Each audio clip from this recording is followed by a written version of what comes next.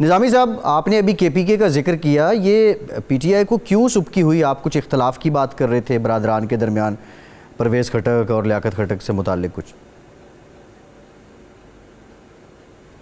हाँ, ये आपको पता ना कि परवेज़ खटक बतौर वज़ीर आला उनके काफ़ी अहल खाना जो थे उनको अकोमोडेट किया गया था। मेरे ख्याल से 6 थे उस वक्त, अब भी शायद इससे कम ना हो। और परवेज़ खटक साहब ने इस ज़िमनी इंतखाब में भी अपने भाई के बेटे को, ग़ालिबन असद नाम था उनका, उनको इग्नोर करके जो सीट जिसकी वजह से खाली उनको दी वो सीट। और इस पे भाईजान जो थे नाराज़ थे और उनके जो बेटे हैं उन्होंने अमली तौर पे PMLN का सबूत दिया, को सपोर्ट किया कैंडिडेट को। तो उसके नतीजे में ये इख्तलाफात सामने आए और सीट हार ही गए वो, जो कि हारना था उन्होंने। जी चौहान साहब, ये ज़िमनी इलेक्शन के नताइज और आपकी हुकूमत की कारकर्दगी।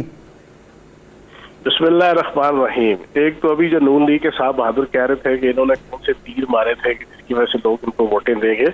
इन्होंने जो स्टिंगर मिसाइल छोड़े हुए थे ना, और पेट्राइट मिसाइल छोड़े हुए थे, उसके नतीजे में मैं आपके सामने थोड़ा सा एनालिसिस रख देता हूँ। आप निज़ामी साहब जरा केयरफुली इस पूरे एनालिसिस को आप सुनिएगा और आपके जरिए से आवाम भी सुनेगी।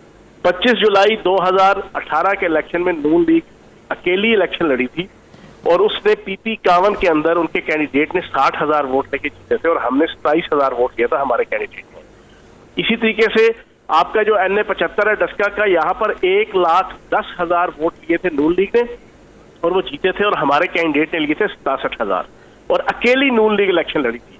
यहीं पर पीपल्स पार्टी भी वोट ले रही थी, यहीं पर ये MMA भी वोट ले रही थी और बाकी पार्टियां वोट ले रही थी। अब की बार ये सारी पार्टियां मिक्स चार पार्टी, ये ऑल पाकिस्तान लूटमार एसोसिएशन PDM के नाम पे इकट्ठी थी और सबका होली सोली मुश्तरका कैंडिडेट था वजीराबाद में और इनका कैंडिडेट ले रहा है वोट 53,000। 60,000 से 53,000 पे चारों जमातें मिलकर आती हैं। हम अकेले इलेक्शन लड़ रहे हैं, हम आए 27,000 से 50,000 के ऊपर। और इसी तरीके से डस्का के अंदर हम 67,000 से आए हैं, विनिंग पे 1,16,000 पे, और ये चारों मिलके भी जो है ना ये तकरीबन 1,10,000 पे आए जो ना। एक तो ये एनालिसिस आप सामने रख लें। नौशहरा का मैं आपके सामने रखूं, नौशहरा शहर के अंदर और वहां डिस्ट्रिक्ट के अंदर 5 जमातें हैं जो तकरीबन 19-20 के फर्क से आपका वोट बैंक रखती हैं। PTI है, ANP है, AUI है, पीपल्स पार्टी है और नून लीग है। 2018 के इलेक्शन के अंदर हमने जो इलेक्शन जीता, हमारा कैंडिडेट ले रहा है 22-23,000 और 16,000 ले रहा है पीपल्स पार्टी का, नहीं नून लीग का, 13-14,000 ले रहा है पीपल्स पार्टी का, 13-14,000 ले रहा है ANP का, 13-14,000 के राउंड अबाउट ले रहा है JUI का। ये वहां पर सारे इकट्ठे मिलकर इलेक्शन लड़े और सिर्फ 7,000 की लीड से जो ना ये इन्होंने इस दफा इलेक्शन जीता। अब इस पूरे एनालिसिस की रोशनी में ये जो साहब बहादुर अभी आपको कह रहे थे क्या तीर चलाए, इनको कहो कि जो स्टिंगर मिसाइल तुमने चलाए थे उसकी वजह से जो है वो आवाम जो है वो हमें यहाँ से अगले वोट बैंक की तरफ और मजीद हमारा 110% वोट हमारा जनाब PP 51 में भी पड़ा और हमारा जनाब डस्का में भी पड़ा। निज़ामी साहब, ये सारी सिचुएशन मैंने आपके सामने रख दी है। अब जहां से ये नहीं है, वहां से मीठा मीठा हाफ हाफ, जहां से हार गए वहां पे कड़वा कड़वा थू थू। हाँ देखे ना, ये जो चौहान साहब फरमा रहे हैं इनका एनालिसिस भी अपनी जगह पे वजन रखता है।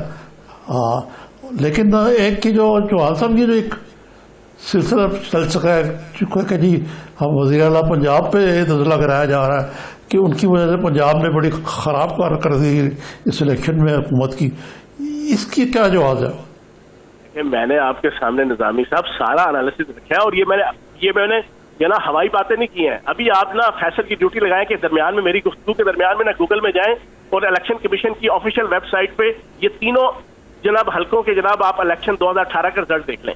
एग्जैक्ट और करेक्ट मैंने आपको फिगर्स दिए हैं। तो भाई बुजदार साहब की क़यादत में तो हम आगे। चौहान साहब एंड रिजल्ट पे आए ना, एंड रिजल्ट पे आए। KPK में आप हार गए, PK 63 में आप हार गए। 110% वोट बैंक हमारा बढ़ रहा है। सर एंड रिजल्ट देखे, छोड़े वोट बैंक बढ़ने को इस तरह। यार एंड रिजल्ट तो फैसल एक वोट से भी बंदा जीत जाता है। हाँ। एंड रिजल्ट तो ये होता है एक वोट से भी जीत जाता है, लेकिन असल जो एनालिसिस पॉलिटिकल एनालिसिस होता है, जो डीपली एनालिसिस होता है, जो जितने सियासी असर रसूख रखने वाले और सियासी दिमाग रखने वाले लोग हैं वो पूरा कंप्लीट एनालिसिस करते हैं। पार्टियां कहाँ जा रही हैं, कहाँ आ रही हैं, वोट बैंक किधर जा रहा है, किधर आ रहा है। ये चारों मिलके भी इनका वोट बैंक नीचे आ रहा है और हमारा अकेले में वोट बैंक 110%, 120% पीपी 51। परवेज खटक साहब से अदावत क्या सिर्फ भाई को ही थी या दीगर भी केपीके के पीटीआई के जो ग्रुप्स हैं, जो लोग हैं, उनको भी थी? तो इंडिजीनियस हो गया ना फैसल भाई, वहां का तो सूरत हाल अजीबो गरीब है। आप यकीन जाने 5 पार्टियां 19-20 के फर्क का वहां पे वोट बैंक रखती हैं। आप पिछले कई इलेक्शन उठा के देख लें, आप पिछले 4 इलेक्शन उठा के देख लें, नौशहरा के अंदर एएनपी का भी वोट बैंक तकरीबन उतना ही है, नून लीग का भी उतना ही है, पीपल्स पार्टी का भी उतना ही है, और पीटीआई का भी उतना ही है, और जेयूआई फजल रहमान का भी उतना ही है। अब ये चारों मिलके यार एक एएनपी का अपना कैंडिडेट था चौहान साहब, एएनपी का अपना कैंडिडेट था, जेयूआई और पीपी ने सपोर्ट किया है। जेयूआई, पीपी, नून लीग और पीटीआई ने भी सपोर्ट किया है नून लीग के कैंडिडेट को। हाँ, तो फिर ये कोई जीत तो ना हुई। मैं तो कहता हूँ ये जीत के भी हार गए हैं, शर्म से डूब जाना चाहिए जना। इनको 7,000 की लीड, इनको तो कम से कम 40-50 हजार की लीड से जीतना चाहिए था नौशहरे में। निजामी साहब। जी हाँ, ये तो तज्जिए होते रह गए, लेकिन बहरहाल मेरी अपनी राय ये है कि ये बाई इलेक्शन जो है इसमें काफ़ी असबाक हैं तमाम सियासी जमातों के लिए। हुक्मरान जमात के लिए तो ये है कि ये इलेक्शन जो है, ये इसमें जो बदनज़मी देखने में आई बाई इलेक्शन में, ये कोई इलेक्शन के लिए अच्छा नेक शकून नहीं है। दूसरे, हुकूमत जो है उसकी जो अपनी कारकर्दगी है मौजूदा हुकूमत की 2.5 साल में, वो भी एक किस्म का रेफरेंडम था, जिस वजह से शायद कहीं वोट बैंक बढ़ा हो, लेकिन अमूमी तौर पर लैक लस्टर लिया। तीसरे ये कि कोई अपोजिशन जमातों की कमर तोड़ी है हुक्मरान जमात ने 2.5 साल में, उसके भी शायद मुझे नहीं नज़र आया कम अज़ कम, क्योंकि लोगों को टूटने की बजाय PMLN से PMLN कंसोलिडेट होती हुई नज़र आई। पीपल्स पार्टी का वोट बैंक जो है बरकरार है उस तरह। जी बिल्कुल ऐसे, ये चीज़ें ज़रा काबिल गौर है हुकूमत के लिए। ये चौहान साहब इस पे कमेंट करें। ये जो आप चौहान साहब दलील दे रहे हैं, यूँ तो थर में पीपल्स पार्टी का वोट बैंक बड़ा है। बात ये है कि ठीक है आपका वहां पे वोट बैंक पड़ा है, मैंने तो आपको पंजाब और नौशहरा का एनालिसिस आपके सामने रख दिया और exact 100% correct facts and figures आपके सामने रखे हैं। इसकी रोशनी में तो चला आप खुद ही अंदाजा लगा लें कि 4 पार्टियां मिलकर इलेक्शन लड़ रही हैं और फिर भी जनाब नताइज क्या है। लेकिन एक चीज, ये जो आपने कहा ना पंजाब हुकूमत की और इंतजामिया की कारकर्दगी इलेक्शन के हवाले से, निजामी साहब आप तो अच्छी तरह जानते हैं कि जब इलेक्शन अनाउंस होता है तो जितनी इंतजामिया और पुलिस है वो इलेक्शन कमीशन के मातहत हो जाती है अकॉर्डिंग टू द कॉन्स्टिट्यूशन, मुल्क के आइन के मुताबिक। अब इलेक्शन कमीशन के अंडर सारे मामला थे, पुलिस भी थी और इंतजामिया भी थी।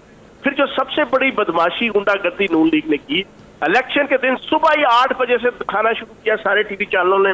राणा सनाउल्लाह साहब जनाब एन पोलिंग स्टेशन के गेट के ऊपर प्रेस कॉन्फ्रेंस कर रहे हैं 12 बजे और नवीद सुना रहे हैं जनाब मुबारक हो हम इलेक्शन जीत गए हैं, शेरों की लाइनें लगी हुई हैं। क्या ये इलेक्शन के अंदर इंटरवीन नहीं था? क्या ये वोट बैंक को मुतासर करने का जना ये तरीकेकार नहीं था? क्या ये इलेक्शन कमीशन के रूल एंड रेगुलेशन की वायलेशन नहीं थी? इनकी अजमा बुखारी, ये जो जिन साहब को आपने लिया हुआ था, ये इनके 75 MNA MP अपने गुंडे मस्टडे लेके जनाब वहां थंदनाते फिर रहे थे और फिर उसी माहौल की वजह से वहां पे जनाब गारतगरी का माहौल हुआ, उसी की वजह से महर माजिद हमारा कारकुन शहीद हुआ। तो ये सारी गुंडागर्दी इन्होंने क्यों की? इनके लिए जिंदगी और मौत का मसला था, हमारे लिए तो नहीं था। हमारी तो दोनों सीटें नहीं थी, हम तो लूजर थे 2018 के अंदर, हम हार भी जाते तो क्या होता, लेकिन इनके लिए जिंदगी और मौत थी। तो इस जिंदगी और मौत की वजह से इन्होंने बदमाशी, गुंडागर्दी, धांधली हर चीज की वहां पे।